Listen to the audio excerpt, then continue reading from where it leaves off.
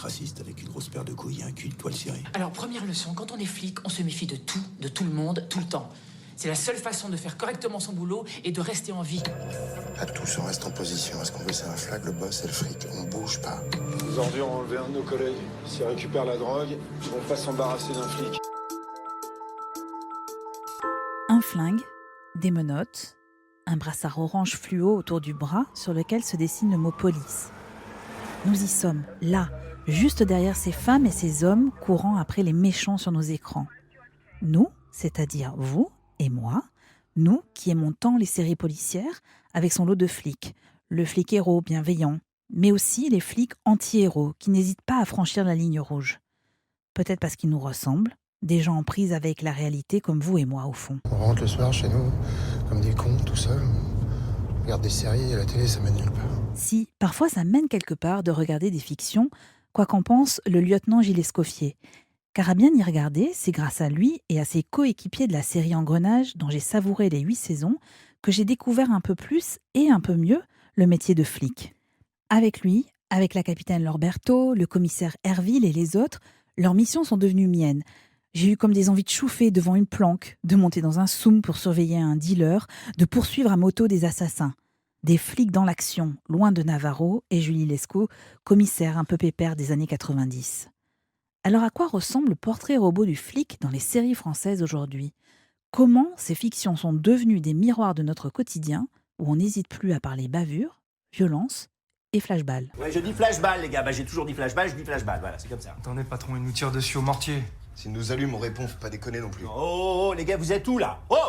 C'est un gars à nous qui a tué un jeune, on va pas jouer les cow-boys! Bienvenue dans Sérieland.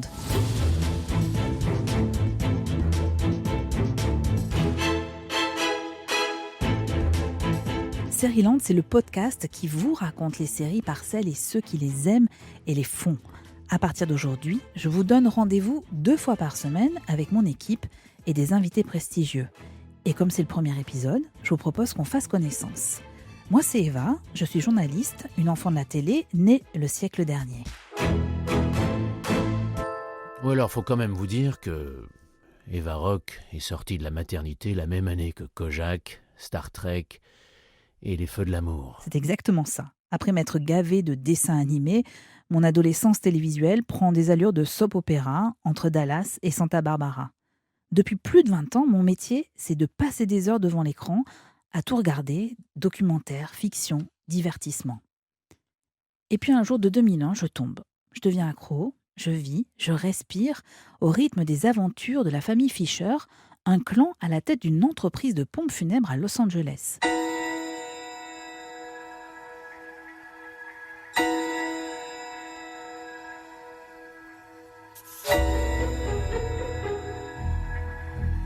Six Feet Under venait tout à coup de révolutionner ma vision des séries.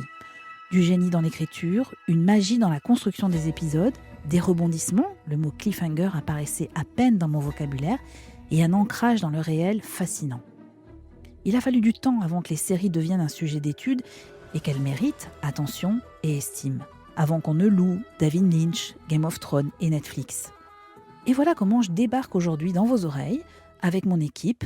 Au gré des épisodes, vous entendrez les voix de Margot Barallon, née la même année que Twin Peaks, et Edouard et ses filles, dont plus personne ne se souvient, Bertrand Chameroy, qui a vu le jour alors qu'apparaissaient sur nos écrans Alerte à Malibu et Navarro, Clément Le Saffre, dont le premier biberon fut postérieur à une nounou d'enfer et X-Files, et Clémence Olivier, qui de ses yeux de bébé a peut-être aperçu les premières images de Tribunal ou Rosanne. Au gré de ce podcast, vous entendrez aussi une voix. Elle s'immisce pour vous apporter une précision ou vous alerter d'un éventuel spoil.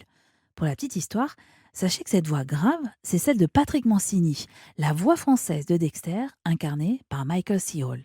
Ensemble, nous allons plonger dans l'univers passionnant des séries, en compagnie de celles et de ceux qui fabriquent ces fictions que nous aimons tant, scénaristes, réalisatrices, comédiens, techniciennes, producteurs, mais aussi auteurs, sociologues, psychologues. Pour évoquer l'image du flic dans les séries françaises, je suis partie à la rencontre de Marine Francoux, directrice d'écriture d'Engrenage diffusée sur Canal+, et Franck Tilliez, auteur de Polar et créateur d'Alex Hugo, à voir sur France 2.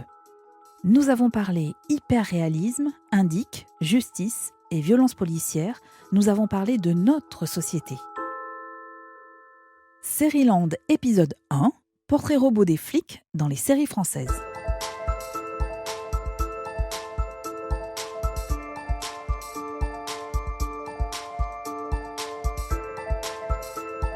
Et pour commencer, je voulais savoir qui étaient les flics de référence pour Franck Tilliez et Marine Francoux. Certainement McNulty dans The Wire. The Wire, c'est quand même pour moi la série policière d'anthologie qui tient le haut du panier. Série à date. Série américaine de la fin des années 90. Voilà. Cela mérite quand même une petite précision. The Wire, série américaine de 5 saisons, diffusée à partir de 2002. Direction Baltimore pour une série quasi documentaire retraçant une vaste enquête sur un trafic de drogue. Et pour la petite histoire, sachez que parmi les fans de The Wire, il y a un certain Barack Obama. Merci, c'est plus clair. C'est vrai que McNulty est une figure d'anti-héros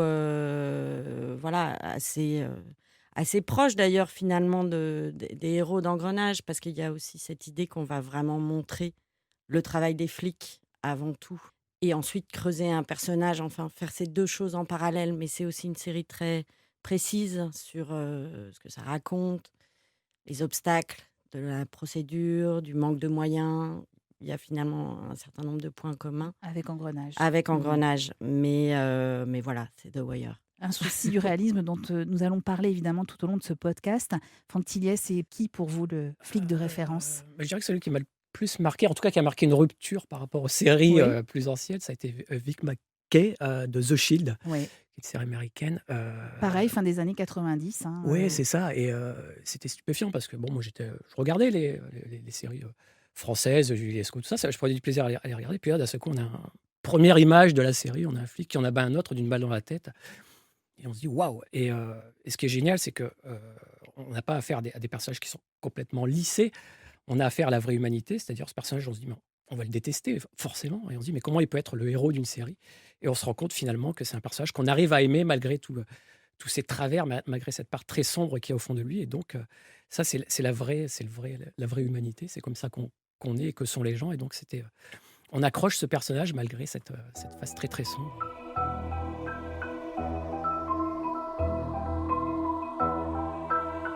Alors c'est très étonnant parce qu'on s'était pas mis d'accord, vous ne saviez pas que j'allais vous demander ça, mais c'est vrai que The Wire et The Shield, c'est vraiment les séries policières qui ont marqué l'histoire des séries.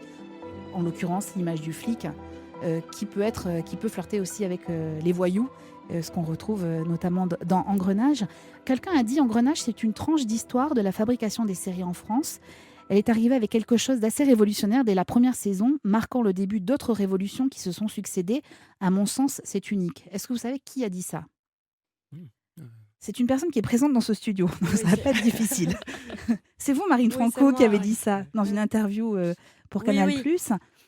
Qu'est-ce qui est révolutionnaire dans Engrenage ? C'est sûr que moi, je me souviens, c'est quand même une des premières séries françaises qui m'a fait faire mes premières nuits blanches où vraiment j'étais... En tant que spectatrice. En tant que spectatrice, bien sûr. Moi, je suis restée spectatrice d'Engrenage jusqu'à... Enfin, je suis rentrée à la saison 6 pour faire un épisode, donc ça fait plusieurs années de spectatrice. Et c'est vrai que quand ça a débarqué, il y avait cette idée déjà très forte de montrer les flics au travail, mais aussi de ne pas avoir peur de montrer ce qu'ils voient eux, c'est-à-dire la noirceur du monde telle qu'elle est. Et ça, c'était très fort. C'est même un parti pris avec lequel moi, j'ai pas toujours été très, très à l'aise, mais je reconnais qu'il y avait une sorte de coup de poing très fort à ce moment-là. Pourquoi pas à l'aise ? Parce que vous pensiez que... Non, mais parce que au bout d'un moment, je trouvais qu'il fallait pas faire du noir pour le noir, quoi. Et j'avais pas tellement envie d'une surenchère de ça. Et voilà, il peut y avoir un petit peu de ça, par exemple sur le cadavre de la saison 1, avec ses seins coupés, tout ça, il y avait un côté, bon, on va vous montrer la boucherie. Bon, voilà, tout ça a évolué, c'est ça aussi qui est passionnant, c'est que c'est 15 ans d'histoire, donc il faut probablement un coup de poing très fort au début pour ensuite évoluer. Et puis, ce qui est assez unique dans cette série, c'est qu'elle s'est écrite de plein de manières et que finalement, les seuls qui sont restés du début jusqu'à la fin, ce sont les acteurs. Et les personnages. Et les personnages. Exactement. Franck Tilliez, vous partagez cette idée que Engrenage a marqué une rupture dans les séries françaises ? Oui, mais d'ailleurs, j'aurais presque pu citer celle-là en tant que série référente dans les séries policières. Il y a vraiment une rupture, c'est-à-dire que on est dans le réalisme. C'est vraiment le travail d'un groupe d'enquête criminelle. Les séries précédentes, il y avait un personnage qui faisait un peu tout, c'est-à-dire le commissaire qui va faire les analyses de Oui. scènes de crime. Mmh. Il y a toujours la mule derrière qui ramène les infos. On savait jamais, on l'appelait la mule parce qu'elle avait toujours la bonne info, mais on savait pas trop comment elle l'obtenait. Et là, on est dans un groupe crime.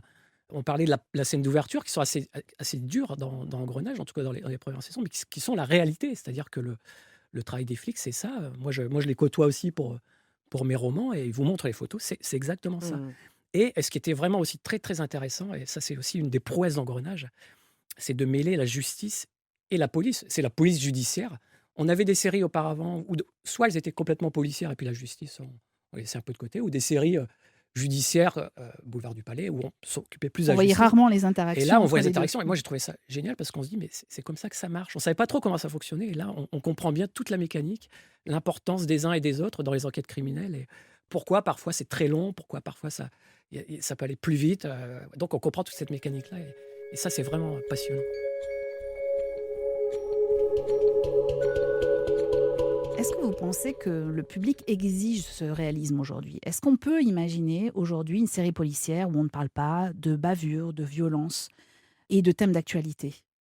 Est-ce que c'est envisageable? Parce que même dans Alex Hugo, il y a une forme de réalisme aussi. Oui, alors j'aurais tendance à dire que c'est ce que cherchent les gens à la fois dans les séries, dans la littérature, c'est-à-dire une description de notre société. Elle ne passe pas toujours par la réalité policière. C'est là où on a une petite différence entre Alex Hugo et Engrenage. C'est-à-dire qu'Alex Hugo, en fait, on prend quelques petits raccourcis dans les procédures. Hein. Moi, je les connais bien. Mais bon, Alex Hugo, c'est un policier rural. Il y a des crimes qui se passent. Et il enquête un peu, alors que normalement, ce n'est pas vraiment son service. Mais parce que ce n'est pas vraiment là le propos de la série. Le propos de la série, c'est de travailler sur les travers de l'humain en lui-même, et des sujets de société qui se passent dans les montagnes, parce que la montagne est un personnage, que ce soit autour des migrants, du droit à la rédemption. Donc, c'est des grands thèmes de société qu'on trouve toujours beaucoup aujourd'hui, l'écologie. Mais on laisse un peu de côté le réalisme, parce qu'en fait, c'est la couleur de la série. Et ça, les spectateurs l'acceptent. À partir du moment quand ils regardent un premier épisode ou un deuxième, ils comprennent bien vers quoi on veut axer la série. Et après, ils sont prêts à accepter ce qu'on leur raconte, pour peu que ce soit bien fait, en fait.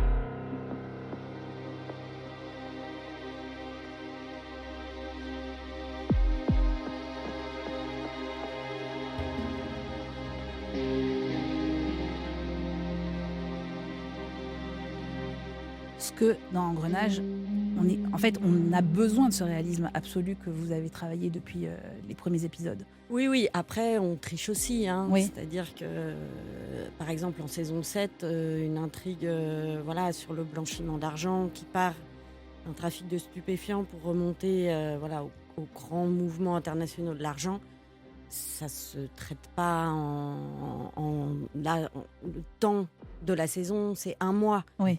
Je veux dire, c'est plutôt 3 ans d'enquête, je pense, dans la réalité. Donc, on triche malgré tout. Mais c'est vrai que tu disais, la montagne est un personnage. Dans Engrenage, c'est la procédure qui est un personnage. C'est-à-dire que beaucoup de rebondissements viennent de là, d'obstacles qui viennent du juge d'instruction, qui dit ben non, ça, on peut pas le faire. Et du coup, les dilemmes des flics, est-ce qu'on le fait, est-ce qu'on le fait pas?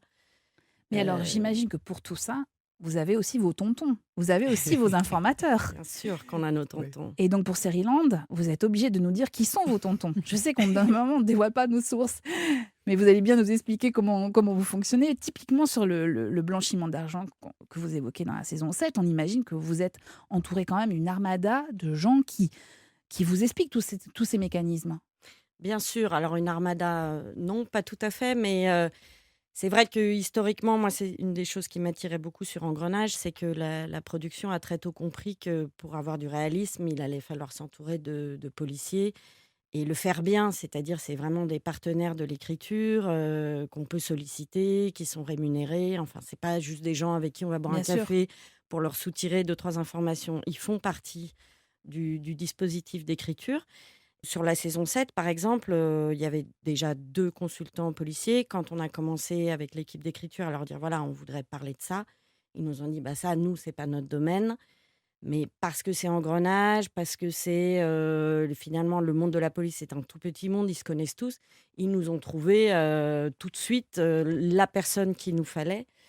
Voilà, donc je ne peux pas révéler l'identité parce que même s'il le fait en clarté vis-à-vis de sa hiérarchie, je ne suis pas certaine qu'il voudrait qu'on dise son nom, mais qui a été d'une grande générosité parce qu'il nous a raconté ses enquêtes. Alors après, on triche, on mêle plusieurs enquêtes, en aucun cas on reprend un dossier complet pour l'utiliser tel que, mais malgré tout, par exemple, dans la saison 7, tout le volet chinois, au départ, on ne l'avait pas du tout trouvé dans nos recherches à nous, sur Internet et tout ça. Et là, il nous a dit, c'est assez impératif si vous voulez parler du blanchiment aujourd'hui. Et nous, ça nous a passionnés. On n'avait jamais traité de cette délinquance-là dans Engrenage. Donc, allez hop, on est allé à Aubervilliers. Et ça nous fait gagner, évidemment, un temps énorme. Ces consultants, c'est donc pour cette matière et aussi pour la matière humaine, en fait. Parce que nous, on n'est pas policiers. Oui, c'est ça, c'est qu'il vous indique aussi la nature des relations. Quand on voit la guerre des polices, j'imagine qu'il vous donne aussi des éléments bien sûr sur comment ça se passe entre les rapports avec les autorités, le préfet, les magistrats, et puis humainement aussi entre eux. Et puis même au bout d'un moment, à force de se connaître et de se côtoyer, il y a des choses qui ressortent qui sont plus de l'ordre un peu de l'indicible, mais qui est leur humanité, en fait, leur manière à eux de voir les désordres de notre monde. Et ça, c'est passionnant aussi parce que finalement, on a l'occasion de rencontrer des gens qui ne pensent pas forcément exactement comme nous, mais qui nous enrichissent. Et j'espère que l'inverse est vrai aussi, quoi. Qui est votre tonton, Franck Tilliez ? Et pour vos romans, qui sont hyper réalistes, Oui, au point que parfois, quand même, vous devancez la réalité, parce que je me souviens de Pandémia, dont on a beaucoup parlé ces derniers temps, parce qu'évidemment, il est ressorti et ça redevient un succès aussi de librairie, parce que vous aviez pressenti ces histoires de virus.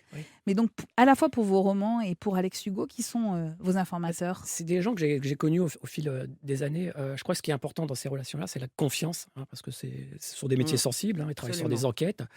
Mais que ce soit aussi dans les chercheurs, parce que pour Pandémia, c'était des chercheurs à l'Institut Pasteur qui manipulent quand même des microbes. Et donc, il y a cette confiance qui est essentielle.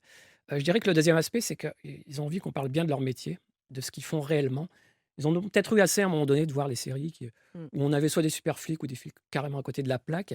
Ils se sont dit, mais c'est une question de confiance. Je crois qu'Engrenage, par exemple, c'est une marque pour eux, c'est une marque de fabrique. Moi, je connais des policiers qui ont vu Engrenage qui disent, mais cette série, elle est géniale parce que c'est exactement ce qu'on fait dans la vraie vie. Ils acceptent les petits... les tests ADN qu'on a en 24 heures, au lieu, alors des fois il faut 3-4 jours. Ils l'acceptent vraiment volontiers. Ils disent même que c'est ce qu'on aimerait dans la vraie vie. Et pour en revenir à la question, moi, mes tontons, c'est des gens d'un groupe criminel de la PJ parisienne, c'est un médecin légiste, c'est des gens de la police scientifique qui me disent on te dit ça, mais ça tu peux le dire, ça tu peux pas le dire, garde-le pour toi, mais c'est pour ton information personnelle. Il y a un point commun aussi chez les personnes à qui on s'adresse, c'est qu'elles ont envie de raconter leur métier. Elles ont vraiment... On sent que ce sont des métiers difficiles, des gens qui emmagasinent vraiment au fond d'eux beaucoup de choses. Et quand ils se mettent à parler, ça y est, ils lâchent vraiment tout. Et parfois, ça donne des anecdotes quand même vraiment surprenantes, mais on les garde pour soi parce que la personne se livre et on sent que qu'elle n'a pas envie de partager avec d'autres. Donc voilà, mais peut-être un jour ça ressortira. J'allais vous dire, des histoires. Allez-y, racontez-nous, mais bon, d'accord, je ferai pas ma flic. Avant de vous faire écouter la suite de notre discussion, et de vous dévoiler ce que Marine Francoux pense des Gilets jaunes, je vous propose un interlude un peu particulier. Mais vous, là, vous aimez bien vous vanter de tout savoir sur les séries. Alors écoutez bien ce qui va suivre.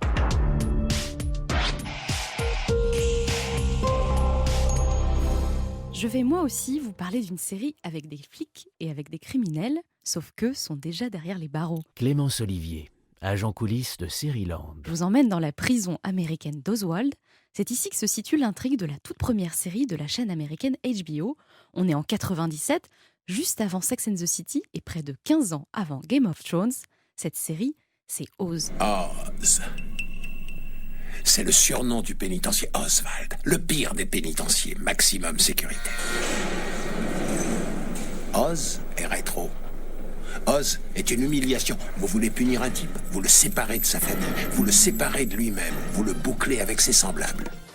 La bande originale de Oz n'est vraiment pas comme les autres. Elle a été composée à base d'objets que l'on pouvait trouver en prison.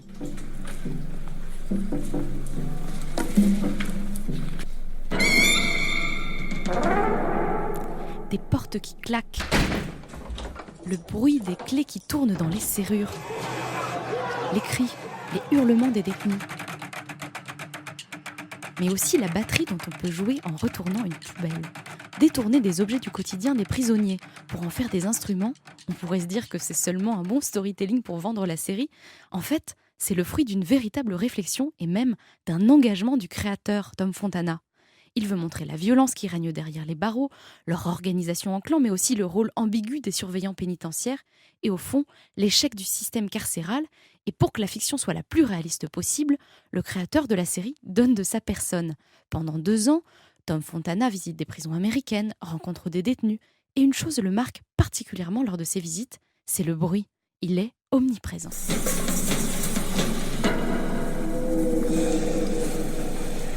Ça devient alors une évidence. La musique, la bande-son de Oz doit refléter cette atmosphère bruyante et oppressante. Dans le livre Série, une addiction planétaire, le créateur se confie à ce sujet à l'autrice Charlotte Bloom. Il explique qu'il a rapidement balayé l'idée d'utiliser des musiques plus traditionnelles, comme c'est le cas dans les séries de l'époque, car pour lui, la musique c'est d'abord du bien-être, et le bien-être, ça n'existe pas en prison. Viens ici, toi! Allez, viens là!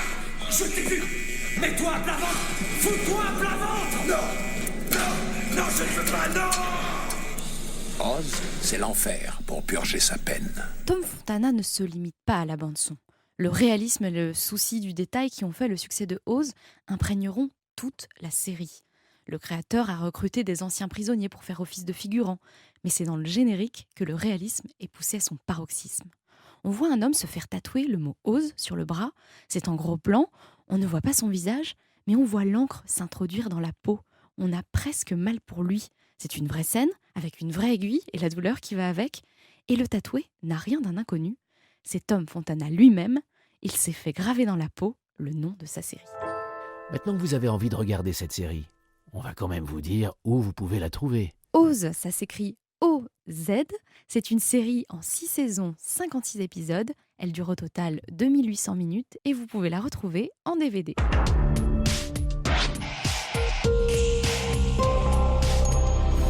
Pour cette ultime saison, Marine Franco, vous évoquez le cas des mineurs isolés. Ce sont ces enfants marocains qui errent dans le quartier de Barbès. Parmi ces thèmes d'actualité, est-ce que, par exemple, vous avez envisagé à un moment donné de parler de la crise des Gilets jaunes ? Oui, bien sûr. En fait, avec les auteurs avec qui je travaille pour Les Arches, donc vraiment le tout premier travail sur la saison, toujours, on a fait 2 saisons ensemble, mais la démarche, c'est toujours de se dire qu'est-ce qui nous traverse en ce moment, et parce que c'est vrai que le polar, on l'a dit, ça parle de la société, c'est cette chance-là qu'on saisit. Les gilets jaunes, la difficulté, c'est que ça ne concerne pas des policiers de police judiciaire, en fait. C'est vrai que c'est passionnant, c'est les policiers qui ont eu à gérer cette crise-là sont les policiers des forces de l'ordre, et Dieu sait qu'il y aurait à dire, mais c'était pas le champ d'engrenage. Et voilà, moi j'avais cette envie que le mort de la saison 8 soit un migrant qui n'aurait pas de papier, qui serait anonyme. Ça fait partie. Là, j'avais même pas de réflexion, quoi. Et puis on a commencé à chercher autour de ça, pour le raccrocher à quelque chose qui dépasserait un petit peu cette vision trop simple. Et on est tombé sur cette photo qui était parue dans le journal Le Monde, où on voyait 3 adolescents endormis dans les tambours d'un lavomatique, avec juste les jambes qui dépassent. Et en fait, quand on a vu cette image, on s'est dit « Ok, c'est ça, en fait. On va parler des mineurs isolés de Barbès. » Et cette image est d'ailleurs le teaser de la saison 8, en fait. Ali, ça va? Pourquoi tu nous mens? Hein? Tu crois que t'as pas assez fait de dégâts comme ça avec tes mensonges? Pardon? Qu'est-ce que t'es en train de dire? Stop! Pourquoi nous ment?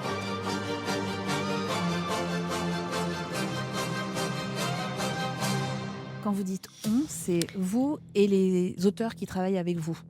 Pour faire Les Arches, en fait, on est sur la saison 7, on était 4. Sur la saison 8, on était 3. Donc, je suis avec Sylvie Chanteux et Antonin Martin-Hilbert. Et moi. Et donc là, on fait ce premier travail qui est très important, qui dure plusieurs mois, de réfléchir à la fois l'intime des personnages, qu'est-ce qu'on a envie qu'ils traversent dans cette saison, et à la fois la grande thématique de l'enquête, de quoi ça va parler. Alors, on parlait de vos romans, Franck Tilliez, et notamment de Pandémia, parce qu'évidemment, on a beaucoup entendu parler ces derniers temps, et avec ce souci de réalisme. Est-ce que parfois vous vous faites peur? Est-ce que parfois vous arrivez en fait à précéder la réalité ou un fait de société? Marine Francoux, ça vous est déjà arrivé? Quand on a abordé ce thème des jeunes mineurs isolés, nous, dans Engrenage, ça démarre toujours par un mort. Donc, on a décidé que le mort serait donc un de ces adolescents. Et c'est vrai que ça nous a posé un peu question, parce qu'on s'est dit, quand même, là, on fait un pas avec un sujet qui est assez sensible. Et c'est vrai qu'on a rencontré des sociologues, des éducateurs qui sont confrontés à ce problème et essayent de trouver des solutions, ce qui n'est pas simple. Et ils nous ont dit que c'est ce qu'ils redoutent, en fait. Et que donc, on n'était pas loin. Oui, on fait un pas dans la fiction, on va un petit peu plus loin. Mais ils nous ont dit des bagarres avec des couteaux qui sortent et ces gamins qui sont parfois dans un sale état, au sens où ils peuvent être vraiment assez drogués avec les médicaments qu'ils prennent. Oui, ça pourrait arriver. Donc, on n'est pas si loin. Voilà, c'est ça les pas qu'on fait et qui nous font un peu peur, oui, parce que c'est un peu terrifiant. Et en même temps, c'est ça le polar aussi. Ça nous permet d'expurger, quoi, de sortir de nous-mêmes des choses qui sont un peu difficiles. Un peu Ça nous fait peur. difficile et très noir, hein? Oui, ça nous fait peur. En même temps, quelque part, ça nous dit qu'on a bien fait notre travail de scénariste et de créateur d'histoire. C'est-à-dire qu'on n'est pas à côté de la plaque. On est vraiment, on a imaginé on prend le monde d'aujourd'hui, on en imagine une histoire qui ne s'est pas encore produite. Et puis, finalement, elle arrive dans le vrai monde parce que c'est une possibilité. Et donc, il y a ce sentiment très, très ambivalent de se dire, j'aurais préféré que ça n'arrive jamais, parce que j'ai écrit, mais en même temps, comme je décris le monde d'aujourd'hui, forcément, à un moment donné, ça peut se produire. Et c'est vrai que ça arrive assez souvent que la réalité rejoigne la fiction.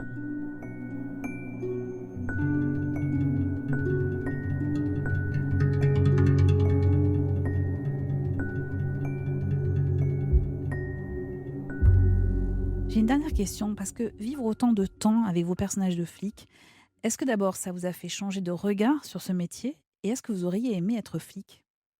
Marine Francoux? Alors, moi, j'ai beaucoup, beaucoup changé de regard, oui, oui. À tel point que là, la police a quand même vécu des mois très, très difficiles, dont on ne sait pas s'ils sont terminés, mais c'est vrai que la crise des Gilets jaunes et puis toutes les violences, le racisme là, qui sont dénoncés, et parfois à juste titre.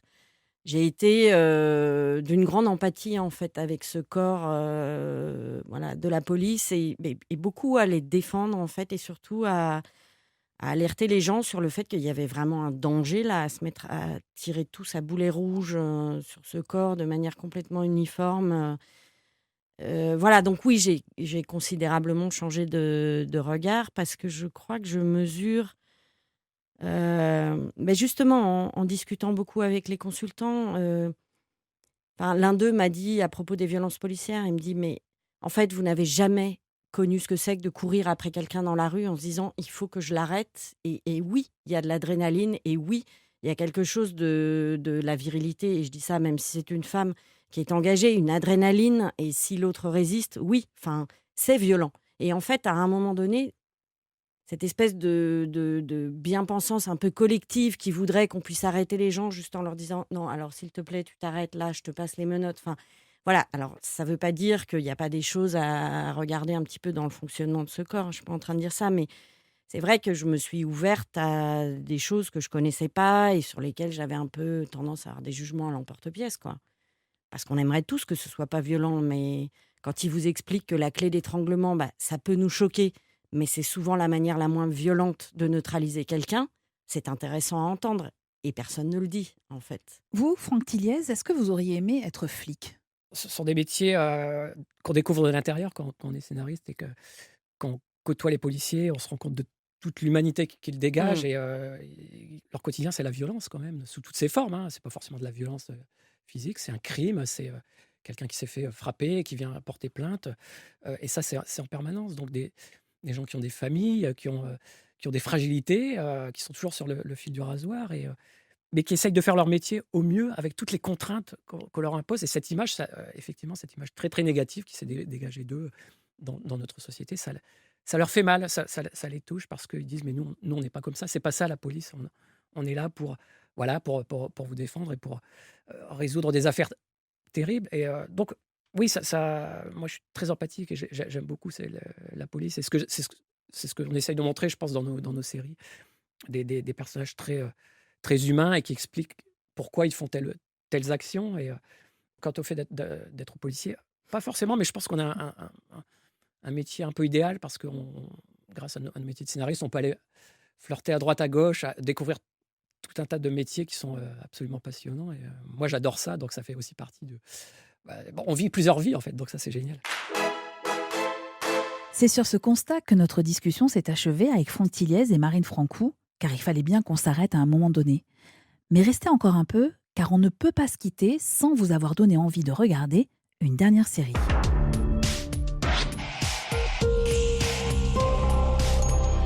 Dans Seriland, on ose tout. On a même décidé de créer notre propre algorithme pour vous conseiller les séries qui pourraient vous plaire en fonction de ce que vous avez déjà regardé. Toutes les plateformes le font, pourquoi s'en priver? Sauf que nous, on joue la carte de l'humain.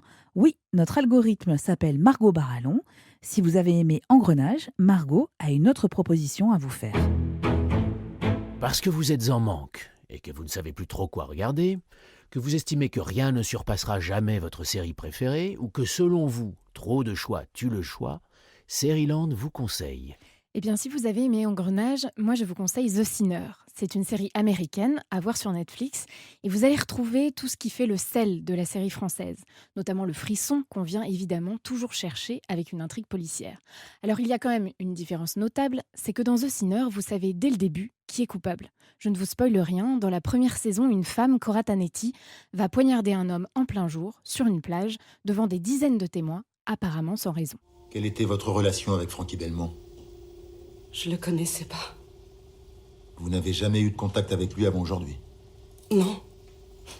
C'était la première fois de ma vie que je le voyais. Vous vous attendiez à le voir sur la plage? Non. Je le connaissais pas. Je vous l'ai dit, je l'avais encore jamais vu de ma vie. Alors, pourquoi l'avoir tué? Voilà, contrairement à Engrenage, l'enjeu là n'est donc pas de trouver qui a tué, mais pourquoi. Et pour ça, un détective va être appelé à la rescousse, Harry Ambrose, un âge proche de la retraite, et beaucoup d'opiniâtreté. Je ne vais pas arrêter de creuser. Vous n'êtes atteinte d'aucune maladie mentale. Et quand on est sain d'esprit, il y a un mobile derrière nos actions, qu'on en cache la raison ou non. Et je vais continuer à venir vous voir ici chaque jour, tant que je n'aurai pas entendu une justification qui ait un sens. Il y a forcément quelqu'un quelque part qui est au courant de quelque chose. Son personnage est d'ailleurs vraiment intéressant. On est loin du super flic, c'est un homme un peu hors du monde, misanthrope, décalé. On comprend assez rapidement qu'il a des problèmes conjugaux, qu'il a lui aussi un passé trouble. Et finalement, même si les personnages sont très différents, vous avez le même mécanisme d'intrigue qui se superpose dans Engrenage et dans The Sinner. D'un côté, l'enquête, et de l'autre, les histoires du capitaine Berthaud ou du détective Harry Ambrose. Le fait est que la plupart des gens ont des secrets. Même ceux qu'on soupçonne le moins. Moi, j'aime bien avoir plus qu'une histoire policière. J'aime que la série soit aussi une peinture de la société. C'est le cas avec Engrenage et ça l'est encore avec The Sinner. Il y a là aussi une vraie réflexion sur l'origine de la violence intrafamiliale, sexuelle, psychologique. On navigue entre l'intrigue criminelle classique, le drame intime et la critique assez fine d'une société qui ne sait pas gérer toutes ces violences. Maintenant, ma dernière carte, si je n'ai pas encore réussi à vous convaincre. Il y a 2 saisons sorties en France. Dans la première, c'est Jessica Biel qui tient le rôle de Cora Tanetti. Je la voyais encore comme l'actrice de blockbuster, un peu de seconde zone. Eh bien, elle m'a vraiment surprise. Elle est incroyable. Dans la 2e saison, on retrouve Carrie Coon. Elle, c'est une comédienne que j'adore, vue dans une autre grande série, The Leftovers. Et puis notre fameux Harry Ambrose est incarné par Bill Pullman, lui aussi abonné au second rôle au cinéma. Eh bien, The Sinner prouve qu'il est également taillé pour les premiers. C'était Margot Barallon, agent conseil de Seriland. Merci infiniment Marine Francoux et Franck Thiliez d'être venus nous dresser le portrait robot du flic dans les séries françaises et d'avoir été notre marraine et notre parrain, les premiers invités de Seriland. Pour vous qui nous écoutez, je vous rappelle qu'Engrenage est à voir et revoir sur Canal+ et sur MyCanal. Alex Hugo sert sur France 2 et sur France.tv. Vous pouvez également plonger dans l'univers de Franck Thiliez grâce à ses romans et ses BD. Le tome 4 de la Brigade des Cauchemars, une bande dessinée pour ados, sort dans quelques jours aux éditions Jungle et l'adaptation en BD du roman Syndrome E est attendue en octobre. Pour terminer, j'avais envie de partager avec vous mon goût pour les répliques, ces bons mots prononcés par nos héros de série. Cette semaine, c'est le médecin le plus cynique, mais aussi le plus sympathique qui conclut ce podcast, Dr House. Je suis assez intelligent pour savoir ce que j'ignore.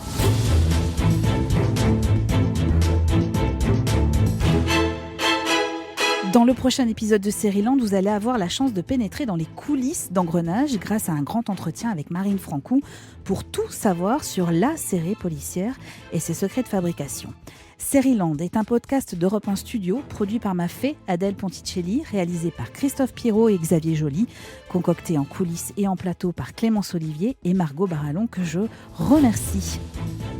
Si ce premier épisode vous a plu, écoutez le suivant qui arrive très vite, mais surtout parlez-en autour de vous, commentez, faites-nous part de vos retours, de vos séries préférées, partagez avec nous votre enthousiasme. Attention, dans Sérieland, il y a une règle, pas de spoil, et puis abonnez-vous, comme ça on ne se quittera plus.